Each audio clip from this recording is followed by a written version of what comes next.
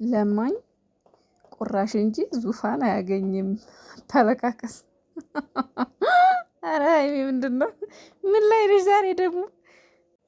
ቆፍጠን ብለህ ዕዳህን ክፈል። ምንድነው? ምን አይነት ቅኔ ነው? እኔ እኮ ቅኔዎቹን እራሱ ከየት እንደምታመጫቸው አላውቅም። ለማንኛውም ቅኔውን ለእናንተ ትቼዋለሁ። እናንተ ስቱት፣ እኔ አልገባኝም። ቀደም ብዬ በለቀኩት ቪዲዮ ላይ አንዳንዶቻችሁ ምንድን ነው ምን ተፈጥሮ ነው ምናምን ላላችሁኝ ማለት ነው ውዶች። እኔ ነገሩ አልገባኝ፣ ውድሷን አላወኳትም፣ ግን ቲክቶክ ላይ ሲያዘዋውሩት አይቼ ነው። ሲያዘዋውሩት ማለት የእሷን ፎቶ እያደረጉ ያው ስለ ሀይሚ ነው እና ሀይሚ የተቀነባበረላት ሴራ አለ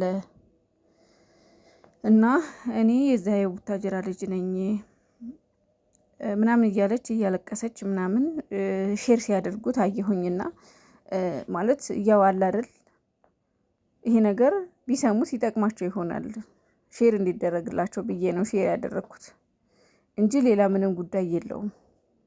ለጥንቃቄ ያክል ነው ሼር ያደርኩት እንጂ ለክፋትም ለሌላም ምንም አይደለም። የሚያሰድብም ጉዳይ የለም እና ማሟረት ሳይሆን ወይም ደግሞ ሌላ ነገር ሳይሆን አለ አይደል ቢያንስ እንኳን ይሄ ነገር ይሆናል ከማለት አይሆንም ከማለት ይሆናል ማለት ጥሩ ነው።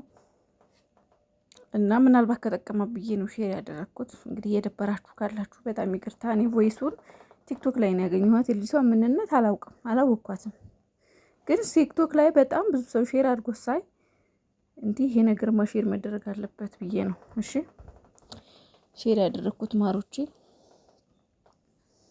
እንደዛ ስለሆነ ነው። አንዳንዶች ያው ሁላችንም ማስተሳሰባችንም አተረጓጎማችንም ይለያያል እና እናንተ እንዴት እንደተረጎማችሁ ታላቅምና ብዙዎቻችሁ ስድብ ነክ ነገርም አይቻለሁ ኮሜንት ላይ። እኔ በክፋት አስቤ አይደለም ፖስት ያደረኩት እና ሀይሚዬ ደግሞ ምንም አልሆነችም። መብርሃን አለች፣ መድኃኒዓለም አለ፣ ምንም አልሆነችም፣ ምንም አልተፈጠረም። ግን የታቀደላት ነገር አለ ቡታጅራ ላይ ብላ ነው ልጅቷ ሼር ያደረገችው ቮይሱን ማለት ነው። እና የልጅቷን ቮይስ አምጥቼ ዩቲዩብ ላይ ስለጫንኩት ነው።